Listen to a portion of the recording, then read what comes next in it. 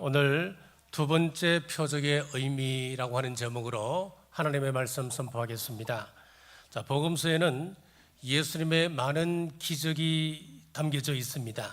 그 중에 마태, 마가, 누가 복음은 비슷한 이야기를 담고 있어서 공관복음 이렇게 말합니다.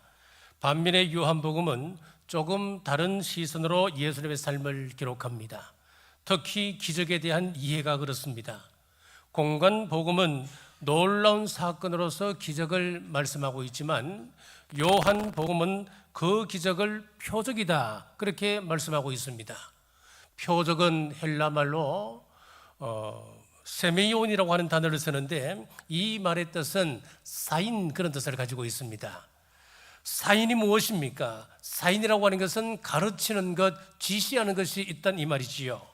앞으로 예수님께서 하시는 모든 사역들이 이와 같은 일을 하게 될 것이다 라고 하는 사인, 표적이라고 말씀하고 있는 것입니다.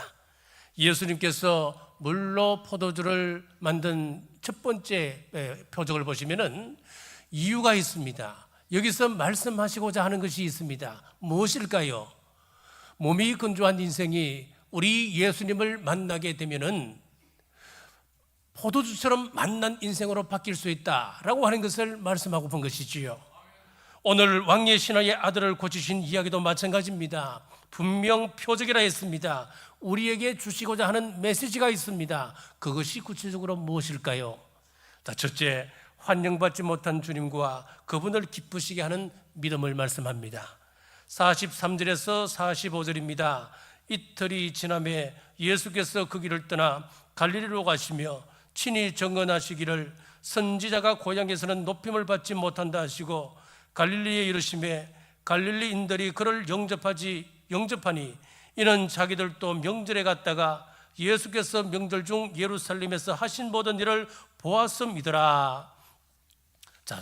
사마리아 수가성 우물가에서 여인을 만난 후 다시 갈릴리 지방으로 향하십니다. 그때 예수님께서 하셨던 말씀이 선지자가 고향에서는 높임을 받지 못한다. 짧은 구절이지만 이 안에는 깊은 의미가 숨어 있습니다. 요한복음에서는 이 장면을 짧게 지나갑니다만은 공관복음에서는 매우 자세하게 기술을 하고 있습니다. 마가복음 6장 2절에서 3절입니다. 안식일이 되어 회당에서 가르치시니 많은 사람이 듣고 놀라 이르되 이 사람이 어디서 이런 것을 얻었느냐? 이 사람이 받은 지혜와 그 손으로 이루어지는 이런 권능이 어찌 됨이냐? 여기까지는 괜찮습니다. 예수님께서 가르치는 그 말씀이 위험이 있었습니다. 예수님께서 행하시는 그런 이적들을 보니까 권능이 있었습니다. 사람들이 놀라는 것입니다. 그런데 그 다음 태도가 곧 바뀝니다. 이 사람이 마리아의 아들 목수가 아니냐? 야고보와 요셉과 유다와 시몬의 형제가 아니냐? 그 누이들이 우리와 함께 여기 있지 아니하냐 하고 예수를 배척한지라. 예수님의 어린 시절 코 흘리는 모습도 보았고 예수님의 부모도 알고 있고 그 형제도 알고 있다. 그래서 내린 결론이 무엇이냐면 예수님을 받아들이지 못하겠다고 하는 것입니다. 눈에 익숙한 모습, 너무나 평범했던 일상의 모습이 우리의 믿음을 막았습니다. 그리고 이어지는 5절에서 6절 말씀 굉장히 의미심장한 말씀입니다. 거기서는 아무 권능도 행하실 수 없어 다만 소수의 병자에게 안수하여 고치실 뿐이었고 그들이 믿지 않음을 이상히 여기셨더라. 예수님께서 능력이 없었어서가 아니었어요. 우리 예수님은 인격이시기 때문에 우리 예수님은 강제로 역사하지 않으시는 분이십니다. 예수님을 환영하지 않으시면 예수님은 조용히 그 자리를 떠나시는 것입니다. 우리 교회에 성령님의 역사가 나타나길 원하십니까? 그렇다면 우리가 먼저 성령님을 환영하셔야 됩니다. 성령님을 사모하고 성령님을 갈망하고 또 성령님을 향하여 우리의 마음을 활짝 여셔야 합니다. 교회가 성령님의 흐름을 막는다면 더 이상 아무런 역사도 기대할 수가 없습니다. 방언으로 기도하고 싶으십니까? 그렇다면 기도실에 가셔서 뜨겁게 부르짖어 기도하십시오. 성령님의 임재를 사모하십시오. 다만 성경의 원리를 따라 교회가 정한 질서를 따라 하십시오. 우리는 성령님의 역사를 제한해서는 안 되는 것입니다. 성경은 분명히 말씀합니다. 하나님은 사모하는 영혼을 만족해 하신다 말씀하셨습니다. 이 시간 은혜 받길 원하신다면 주님을 환영하시고 사모하십시오. 아버지, 목마릅니다. 내가 은혜를 사모합니다. 받기를 원합니다. 갈망하는 여러분 되시길 주님의 이름으로 축복합니다. 자, 지도를 한번 보여주시죠. 요한복음 4장까지 이 지도를 따라서 다시 한번 쭉 한번 살펴보겠습니다. 이스라엘은 남북으로 길게 늘어져 있습니다. 제일 위에가 갈릴리 지방이고 아래 지방이 유대 지방입니다. 그리고 가운데가 사마리아 땅이지요. 예수님께서 예루살렘에 유월절을 지키러 가셨다가 다시 주 활동 무대였던 갈릴리 지방으로 가시고자 합니다. 보통 유대인들은 어떻게 한다 그랬습니까? 유대 땅에서 갈릴리 지방으로 가고자 할 때는 사마리아 땅을 통과하기 싫어서 요단강을 건너 동쪽으로 우회해서 갈릴리 지방으로 올라간다 그랬잖아요. 그런데 오늘 예수님께서 뭐라고 말씀하시느냐? 이 사마리아 땅을 통과하시겠답니다. 왜 사마리아 땅을 굳이 들어가시고자 했겠습니까? 한 여인을 만나기 위해서였습니다. 수가성에서 우물가에 앉아서 그 여인을 기다리시다가 그 여인이 물 길러 올 때에 복음을 전했습니다. 그 여인을 만나고 난 이후에 다시 갈 길을 재촉해서 올라가십니다. 이번에 어디로 가시느냐? 고향인 나사렛에 도착했습니다. 나사렛에 도착하니까 고향 사람들이 환영하는 겁니까? 배척하는 겁니까? 배척하는 것이었습니다. 거기서 예수님께서 그 마을을 떠나시면서 하시는 말씀이 선지자가 고향에서는 높임을 받지 못한다, 유명한 말씀을 하시고 나사렛 바로 위에 보면 가나가 나오지요. 그 가나에 도착하셨습니다. 그 가나에서 어떤 일이 있었습니까? 첫 번째 표적을 행하셨던 것이 바로 가나입니다. 그곳에 도착하셨습니다. 그곳에 도착하니까 저 멀리서 왕의 신하 한 사람이 헐레벌떡 예수님을 만나기 위해서 다가오고 있었습니다. 그 사람은 어디에서 관리 생활을 하고 있었느냐? 갈릴리 그 북쪽에 보십시오. 거기 보면은 가버나움이라고 하는 지명이 있잖아요. 가버나움에서 관리 생활을 하고 있던 왕의 신하였습니다. 그 사람이 예수님을 만나기 위하여 달려오고 있었는데 문제가 있었습니다. 사랑하는 귀한 아들이 병들어 죽게 되었습니다. 예수님을 만나기 위하여 그는 달려왔습니다. 우리 예수님의 마음이 얼마나 기쁘셨을까요? 지금 고향에서는 쫓겨났습니다. 환영받지 못했습니다. 배척당했는데 여기에 가나 지방에 오니까 저 멀리 왕의 신하 존귀한 사람이 자기를 만나기 위하여 달려오고 있다. 얼마나 기쁘셨을까요? 주님께서 말씀합니다. 아들이 살아있다. 예수님께 찾아온 것도 기쁜데 그 말씀 한마디에 확인도 하지 아니하고 곧바로 돌아서서 돌아가는 그 관리의 모습, 뒷모습을 바라보는 우리 예수님의 마음은 얼마나 또 기쁘셨을까요? 히브리서 11장 6절은 이렇게 말씀합니다. 믿음이 없이는 하나님을 기쁘시게 하지 못하나니 하나님께 나아가는 자는 반드시 그가 계신 것과 또한 그가 자기를 찾는 자들에게 상 주시는 이심을 믿어야 할지니라. 하나님은 믿음을 기뻐하십니다. 말씀을 그대로 믿고 돌아서 가는 그 사람을 기뻐하십니다. 오늘 이 시간 말씀을 붙들고 믿고 돌아설 수 있는 믿음이 우리 안에 세워지기를 주님의 이름으로 축복합니다. 자, 둘째, 문제는 축복의 통로입니다. 46절 하반절입니다. 왕의 신하가 있어 그의 아들이 가버나움에서 병들었더니, 자, 이 사람은 헤롯의 신하입니다. 즉 권세와 부귀를 가지고 있는 사람. 이 사람은 부족한 것이 없어 보이는 그런 인생이었습니다. 그런데 이 사람에게 문제가 생겼습니다. 사랑하는 아들이 병에 걸렸습니다. 용과다른 의원 다 찾아보았지만은 아무런 소용이 없었습니다. 아들은 점점 죽어가고 있었습니다. 그 절망 속에서 그는 예수님을 찾았습니다. 사랑하는 여러분, 이처럼 고통이 축복의 통로가 됨을 믿으시기를 바랍니다. 저는 종종 요한 3서 1장 2절의 말씀을 가지고 여러분을 축복합니다. 우리 요한 3서 1장 2절의 말씀 같이 한번 읽겠습니다.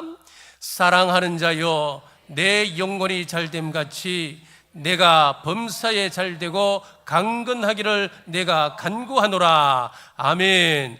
여러분, 이 말씀을 잘 보시면은 먼저 내 영혼이 잘된 같이, 이 말씀은 이미 확정된 말씀입니다. 이것은 변함이 없습니다. 자, 그런데 이어지는 말씀을 보십시오. 내가 범사에 잘되고 강건하기를 내가 간구하노라. 이것은 뭡니까? 바람입니다. 이것은 이 사람의 소원을 담고 있는 것입니다. 그래서 우리가 이 말씀을 잘 보시면은 우리 하나님은 우리 영혼이 잘 되도록 하기 위하여서 때때로 우리 범사에 어려움을 주시는 분이라고 하는 것을 말씀하고 있는 것입니다. 우리를 사랑하시기 때문에 때때로 어려움을 허락하시는 것입니다. 이것이 성경적입니다.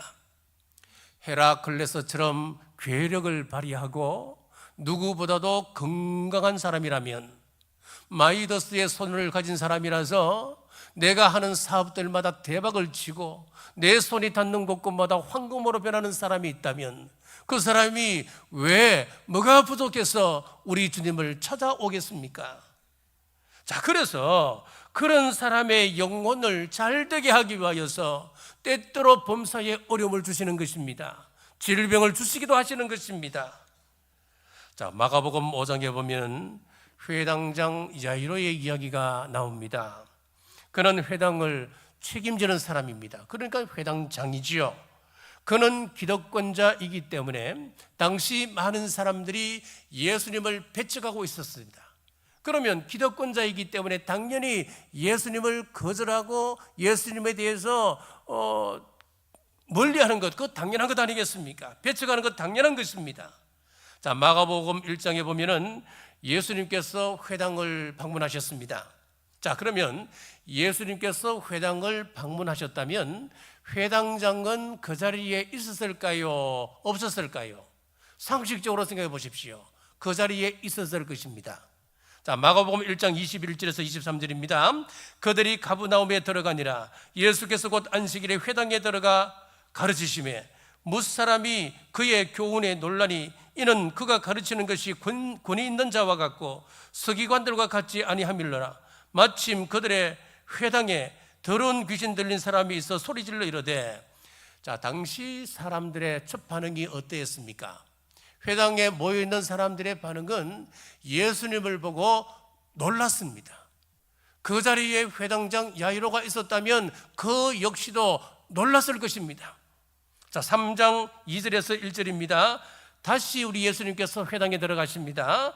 예수께서 다시 회당에 들어가시니 한쪽 손 마른 사람이 거기 있는지라. 사람들이 예수를 고발하려 하여 안식일에 그 사람을 고치시는가 주시하고 있거늘. 하필이면 안식일에 예수님께서 회당에 들어가셨는데 한쪽 손 마른 사람이 있었습니다. 그 사람을 보고 예수님께서 그냥 지나치실까요? 아니면 고치셨을까요? 고치시는 거예요. 그런데 문제가 있습니다. 거기에 모여있는 사람들이 지금 예수님을 아기를 품고 주시하고 있습니다. 만약에 안식일 날 예수님께서 그 손 마른 자의 손을 고치신다면 고발하려고 주시하고 있는 것이었습니다. 그 자리에 회당장 야이로 또한 그 자리에 있었다면 그 또한 고발하려고 주시하고 있었을 것입니다. 자, 마가복음 5장 22절에서 23절입니다. 회당장 중에 하나인 야이로라는 이가 와서 예수를 보고 발 아래 엎드려 간곡히 구하여 이르되 내 어린 딸이 죽게 되었사오니 오셔서 그 위에 손을 얹어서 그로 구원을 받아 살게 하소서하거늘. 야이로가 왜 예수님을 찾아왔습니까? 왜 예수님 앞에 무릎을 꿇었겠습니까? 자기 딸이 죽음 앞에 놓이게 되자 그 완고했던 회당장이 모든 것 내려놓고 예수님 앞에 무릎을 꿇고 도움을 요청하고 있는 겁니다. 이것이 우리 인간의 모습입니다. 삶이 평안하고 형통할 때 우리 주님을 찾으면 얼마나 좋겠습니까마는 어떻게 그렇게 되던가요? 내 힘으로 할 수 없는 불가항력적인 상황을 만나게 될 때 우리는 절대자 하나님을 무릎 꿇게 되는 것이지요. 정근모 장로님, 이분은 과학기술부 장관을 지내신 분입니다. 이분은 평생 1등만 하신 분입니다.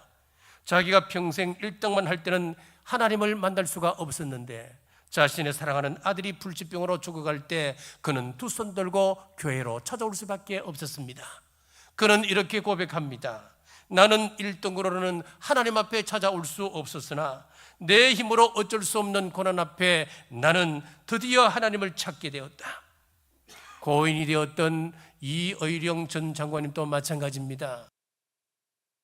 지성으로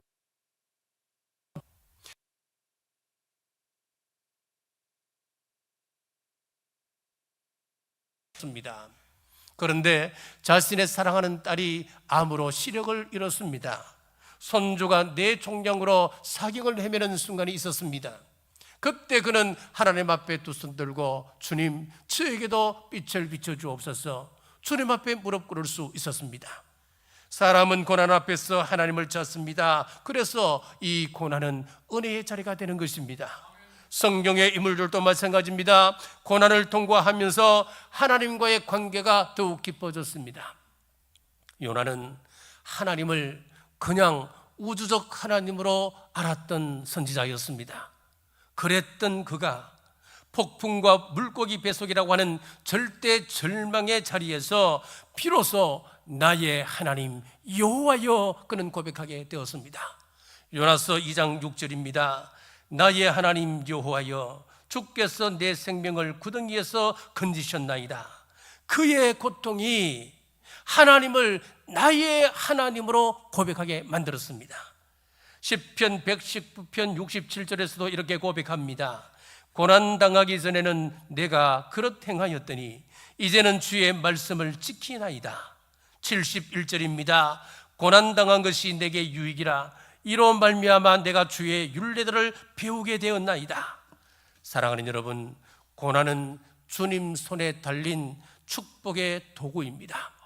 왜 나만 고난당하는 것이냐 불평하기보다는 고난 속에 우리 하나님께서 예비하신 축복을 기대하시길 주님의 이름으로 축복합니다. 셋째, 소문을 통해 주님께로 나왔습니다. 47절입니다. 그가 예수께서 유대로부터 갈릴리로 오셨다는 것을 듣고 가서 청하되 내려오소서 내 아들의 병을 고쳐주소서 하니 그가 그의 죽게 되었습니다. 자, 지체 높은 왕의 신하가 예수님께 나올 수 있었던 이유가 무엇이었습니까? 예수님에 대한 소문을 들었기 때문이었습니다. 예수님께서 지금 가나에 와 계신데, 그렇지요 여러분, 누군가가 이 사람에게 예수님께서 오셨다고 하는 소문을 내었습니다. 저와 여러분에게는 사람을 고칠 수 있는 능력은 없습니다. 하지만 저와 여러분들에게는 예수님을 전할 수 있는, 소문낼 수 있는 능력은 누구나가 다 가지고 있습니다. 세상의 잡다한 연예인 소문보다는 우리 예수님에 대한 소문을 내시길 주님의 이름으로 축복합니다. 우리가 예수님에 대한 소문을 내면 이런 예수님께서 하시는 것입니다. 이것이 우리 예수님께서 일하시는 방법입니다. 지난 시간에 나누었던 사마리아 수가성에 벌어진 일도 같은 것입니다. 여인이 예수님을 만났습니다. 복음을 받았습니다. 그는 마을로 뛰어 들어갔습니다. 마을 사람들에게 예수님을 만났다, 메시아를 만났다, 복음을 전하기 시작했습니다. 그 소식을 듣고 많은 사람들이 예수님께 나왔습니다. 두 번째 표적도 마찬가지입니다. 이 왕의 신하 역시 소문을 듣고 주님께로 나온 것입니다. 이 표적은 우리에게도 동일하게 말씀합니다. 왜 표적이라고 말씀한다 그랬습니까? 이 표적은 사인이라 그랬잖아요. 앞으로 예수님께서 이와 같은 방법으로 역사하실 것이다 라고 하는 것을 우리에게 가르치고자 함입니다. 우리 교회도 마찬가지입니다. 우리 교회 자랑하십시오. 여러분들이 전도하면 참 힘든 것이라 생각하지만은 단순하게 생각하십시오. 교회 자랑하는 것입니다. 예수님 자랑하는 것입니다. 이게 전도입니다. 몇 개월 전 한 관광객 가족이 우리 교회에서 예배를 드리고 갔습니다. 예배를 드리고 난 이후에 이분이 글을 썼습니다. 글을 써서 우리 교회에 연락이 왔습니다. 우리 교회를 두고 이렇게 글을 썼다고 한번 함께 공유하면 좋겠다고. 근데 후에 알고 보니까 이 에세이 분야 크리에이터였습니다. 글을 쓰는 사람이었습니다. 이 글이 너무너무 좋습니다. 저는 참 감동이 되었습니다. 글 일부를 제가 소개하겠습니다. 안내위원의 친절한 안내에 따라 우리 가족은 본당 한편에 착석했다. 어린이 예배 시간은 이미 지나버린 관계로 오랜만에 아이들까지 함께한 대예배였다. 교동문과 사도신경, 올드하지만 정겨운 찬송가, 장로교 특유의 형식, 침례 교인으로서 정통 장로교의 예배를 실로 몇 년 만에 드리니 어릴 적 출석했던 모 교회가 떠오르며 감회가 새로웠다. 부흥하는 교회가 많은 지역과 나라는 따로 걱정 안 해도 된다는 말이 떠올랐다. 그만큼 크리스찬들의 공동체인 교회를 통해 선한 영향력이 사회 곳곳에 흘러내린다는 뜻이리라. 내가 이 교회에서 느낀 마음이 딱 이런 유였다. 경주라는 도시는 한국 전통 문화의 상징과 같은 도시이자 양반 문화가 짙게 깔린 곳이다. 그래서인지 이곳의 교회는 왠지 새가 약할 것 같다는 선입관을 갖고 있던 차였다. 그러나 그날 예배를 드리면서 깨달은 점은 이 교회가 경주를 지키고 있구나, 참 파수꾼으로서의 역할을 톡톡히 해주고 있구나라는 것이다. 예배만 드리고 얼른 떠나려 했으나 교회 밥을 먹어보고 싶다는 아이들에 이끌려 식당으로 갔다. 경주까지 와서 교회에서 식사를 하다니 라고 생각했던 나의 짧은 생각이 또 한 번 깨졌다. 직접 성도의 손을 거쳐 요리되어 나오는 제철 건강한 식사는 맛도 좋았어. 이번 경주 여행에서 먹었던 음식 중에 단연 어뜸이었다. 오히려 아이들보다 내가 더 남김없이 잘 먹었을 정도다. 식사를 하고 나오니 아이들이 교회 곳곳을 뛰어놀기 시작했다. 넓은 공간과 더불어 교회가 주는 특유의 편안함 때문인지 아이들은 좀처럼 떠날 생각이 없어 보였다. 나도 어느 정도 마음을 내려놓고 교회 곳곳을 둘러보며 사진으로 담았다. 그리고 기도했다. 주님, 이 교회가 있어서 감사합니다. 이 지역을 지키는 파수꾼 교회로 우뚝 서게 하시고 오늘 이 방문을 통해 은혜를 누리게 하시니 또한 감사합니다. 그러던 차 우연히 담임 목사님과 인사를 하게 되었고, 이후 글이 궁금하신 분들은 교회 홈페이지에 링크를 남겨 놓았습니다. 요즘 교회 홈페이지 잘 안 들어가시지요? 조회수가 자꾸 떨어지는 것 같아요. 한번 들어가 보시면은 홈페이지 제일 중간에 보면 한 줄로 딱 이렇게 링크가 되어 있어요. 한번 들어가 보시면은 이 글 전문을 다 읽어보실 수가 있습니다. 정말 은혜가 됩니다. 이후에 우리 교회에 달라진 점이 하나 있습니다. 낯선 분이 오시면은 이제는 누구나가 할 것 없이 다 그분들을 먼저 보는 사람이 그분들을 모시고 로뎀 카페에서 차를 대접하는 거예요. 5월 첫째 주 6일 정도 연휴가 있었잖아요. 그날 우리 교회에 얼마나 많은 사람이 왔는지 모릅니다. 한 50여 명의 관광객들이 우리 교회에서 예배를 드리고 갔습니다. 한 팀이 아니에요. 2부, 3부 쭉 나누는데, 물론 어떤 한 가정은 한 11명이 오기도 했었습니다만은 대부분 다른 가정들이 우리 교회에 와서 예배를 드렸는데, 보통 3부 예배는 11시잖아요. 그분들이 11시로 생각하고 우리 교회 오니까 11시 반에 3부 예배거든요. 그러면은 30분 전에 왔다가 30분 후에까지 기다리니까 1시간을 기다리는데, 그분들을 본 우리 교회 장로님, 권사님, 집사님들이 너나 할 것 없이 전부 다 그 사람들이 오는 대로 전부 다 로댕 카페로 모시고 가서 차를 대접하고 우리 교회에 맞는 음식들을 대접하고 있더라니까요. 이것이 우리 교회의 문화가 되어가고 있습니다. 얼마나 감사한지 모릅니다.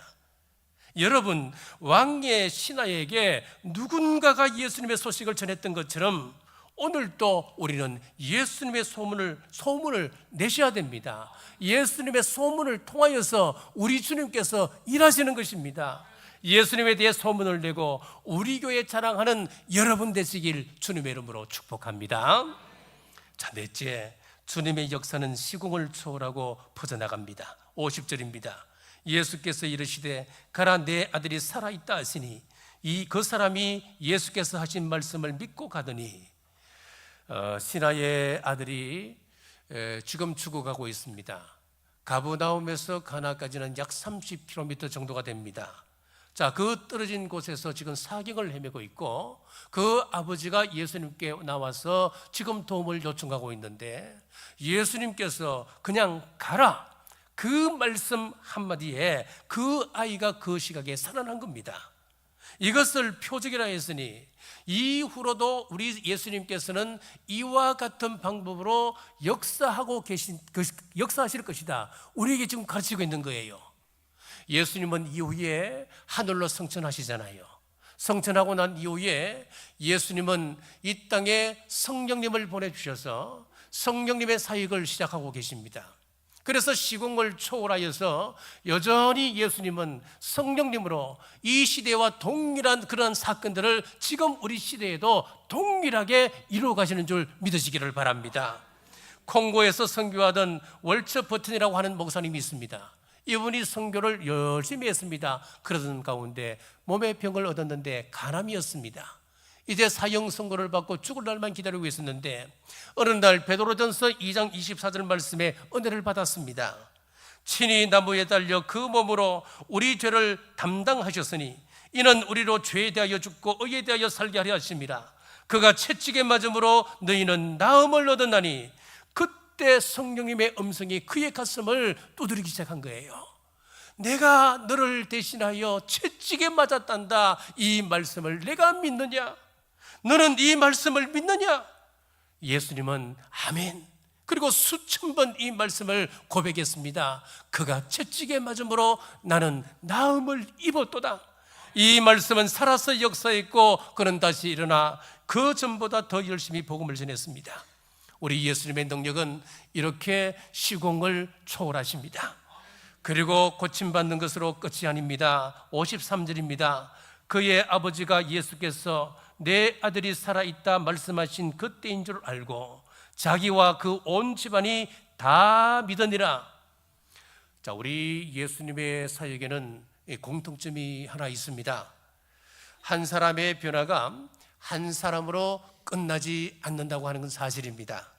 이 왕의 신하의 아들이 고침받자 그의 고위직에 있었던 그 신분상 이 소문이 널리 퍼지게 되었습니다. 그리고 열매가 나타나기 시작했습니다. 누가복음 8장 1절에서 3절에 보면은 헤롯의 청직이 구사라는 사람이 나옵니다. 여기서 청직이라고 하는 것은 요즘 말로 하면 재무부 장관 정도가 되는 거예요. 헤롯의 재무부 장관 되는 구사라고 하는 사람이 있었는데, 그 사람의 아내 요한나가 예수님을 따르게 되었고, 그리고 예수님을 섬겼다, 그렇게 기록하고 있습니다. 우리 한번 읽어볼까요? 같이 읽겠습니다. 그 후에 예수께서 각 성과 마을에 두루 다니시며 하나님의 나라를 선포하시며 그 복음을 전하실세 12 제자가 함께 하였고, 또한 악귀를 쫓아내심과 병고침을 받은 어떤 여자들, 곧 7 귀신이 나간 자 막달라인이라 하는 마리아와 헤롯의 청지기 구사의 아내 요한나와 수산나와 다른 여러 여자가 함께하여 자기들의 소유로 그들을 섬기더라. 아멘. 어떻게 재무부 장관의 아내가 예수님의 핵심 그 제자들 가운데 핵심 멤버에 그 이름이 들어갈 수 있었겠습니까? 자, 스위스 신학자 프레데릭 루이 고데트라고 하는 사람은 오늘 우리가 읽고 있었던 이 왕의 신하의 그 이름이 누가복음 8장에 나와 있는 그 고위 관리자 청지기, 그 사람이 바로 이 사람이다. 왕의 신하의 이름은 바로 구사였다. 자, 그렇게 추측을 하고 주장을 합니다. 자, 그런데 정확하지는 않습니다. 하지만 우리가 오늘 보아야 할 것은 분명한 사실은 오늘 왕의 신하의 한 사람의 변화로 인하여서 고위직에 있는 사람들 부인들이 예수님을 영접하기 시작했다고 하는 사실은 분명한 사실입니다. 사도행전 13장에도 마찬가지입니다. 13장 1절입니다. 안디옥 교회에 선지자들과 교사들이 있으니 곧 바나바와 니게르라 하는 시몬과 구레네 사람 르기오와 분봉왕 헤롯의 젖동생 마나인과 및 사울이라. 여기에 보면 분봉왕 헤롯의 젖동생이었던 마나엔이 교회 지도자로 이름을 올리고 있는 겁니다. 기적 같은 일이 벌어지는 겁니다. 어떻게 왕의 그 동생이 예수님을 영접하고 예수님의 그 제자된 길을 따라가며 교회의 지도자로 이름을 올릴 수 있단 말입니까? 여러분, 어떻게 이런 일이 생길 수 있느냐? 요한복음 4장의 한 신하의 변화에서 시작된 일이었습니다. 여러분, 이것이 우리 하나님의 역사입니다. 하나님의 역사는 내 믿음 하나로 끝나지 않습니다.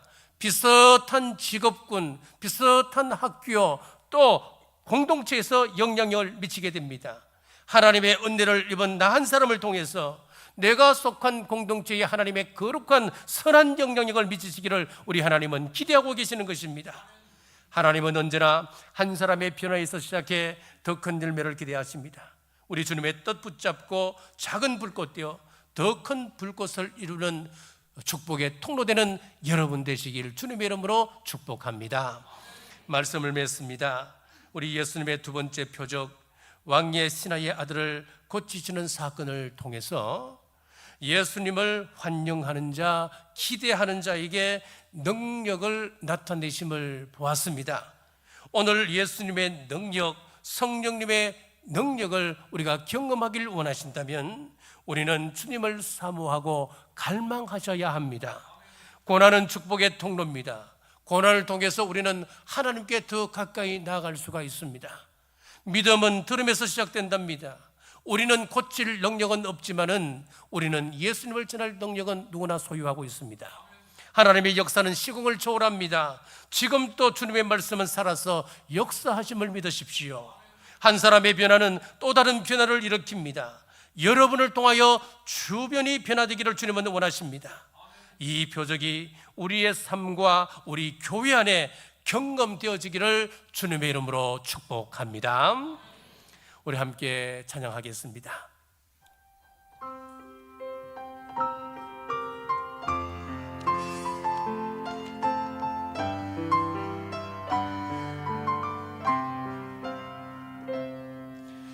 왜 나만 겪는 고난이냐고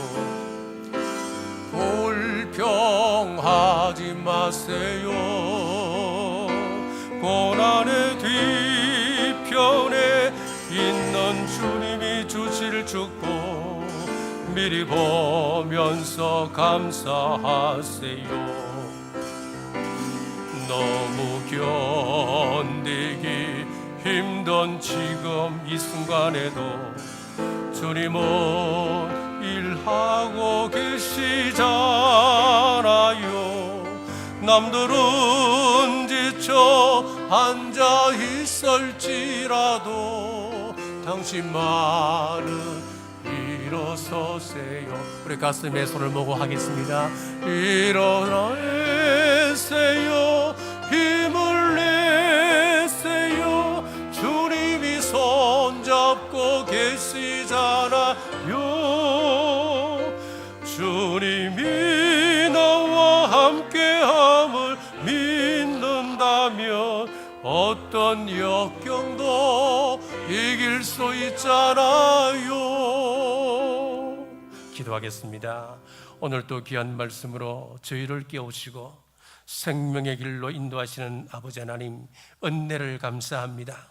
가버나움의 왕의 신하처럼 절박한 상황 속에서 주님을 따랐던 믿음을 저희들도 품게 하옵소서. 주님 말씀하실 때 저희도 말씀 앞에 엎드려 믿음으로 반응하게 하시고 순종의 걸음을 통해 주님의 살아계심을 경험하는 자 되게 하옵소서. 다시 오실 예수님 이름으로 간절히 기도드리옵나이다.